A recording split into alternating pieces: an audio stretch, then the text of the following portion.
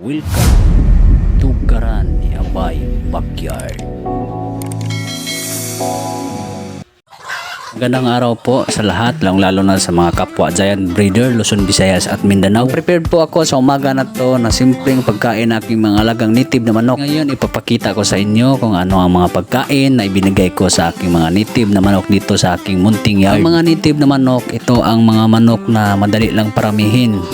Alam mo kung bakit? Dahil hindi na tayo gagastos pa ng feeds. Pwede pa kainin natin sila ng mga organic na pagkain lang. Saka yung mga native na manok, mga ka-breeders, malakas yung resistensya nila. Lalo na pagdating sa maulan na panahon, hindi madaling masakit. Sa umaga na to mga ka-breeders, ako po ay naghanda ng mga simpleng patuka sa aking mga native na manok. Ito talaga ang daily routine ko mga ka-breeders. At saka bago ako magpakain sa aking mga higanting manok, uunahin ko muna na pakainin yung mga native ko na manok dito sa labas. Kapansin nyo mga ka-breeders, ang pinaparami ko talaga dito sa aking yard, yung mga babae na manok, yung mga pulit. Kasi very useful namin talaga yan, yung mga pulit na manok ang ginagamit namin, yung mga inahin na manok ang pinapalimlim namin sa mga itlog ng aming Indio Giganti at Pulaco Giganti. Hindi na kasi kami gumagamit na incubator dito mga ka-breeders. Yun, ipapakita ko sa inyo mga ka-breeders ang simpleng pagbigay ng pagkain ng aking mga alagang native na manok. Simpleng minimix ko mga ka-breeders ay ito po, darak, sapalang niyog, mga tira-tira na pagkain, saging at saka minsan nililagyan ko ng kunting feeds. At saka bago ako magmi-mix mga ka-breeders, pipinuhin ko muna o kuskusin ko muna itong saging na hinog para gaganahan kumain yung mga native na manok natin mga ka-breeders. Kasi napansin ko mga ka-breeders, pag hindi ko kukuskusin o pipinuhin yung mga saging,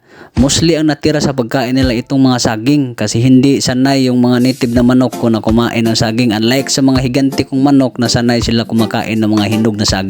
Kumbaga mga ka-breeders, pipiliin lang nila ang kanilang kakainin.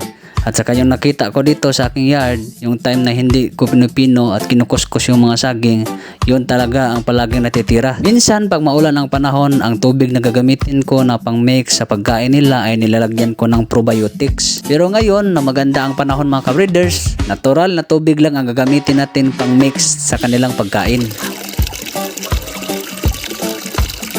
At this time mga ka-breeders, sinimulan ko na mag-mix para maibigay na natin sa ating mga alagang manok kasi atat na silang kumain. Ganito lang kasimple alagaan ang mga native na manok mga ka-breeders. Hindi ito mahirap gaya ng ibang manok na mahirap talaga alagaan at masisilan. Ang mga native na manok ay malaking tulong sa amin mga ka-breeders. Aside na yun ang ginagamit namin na pinapalimlim ng aming mga itlog sa aming mga higanting manok, hindi man rin dito sa amin ang mga native na manok mga ka-breeders at madaling maibenta sa merkado. At this time mga ka-breeders, dahil bumibigay na yung lumang balde natin, pinapalitan na natin ng bago. Medyo may katagalan na tong balde na itong mga ka-breeders sa serbisyo kaya bumibigay na.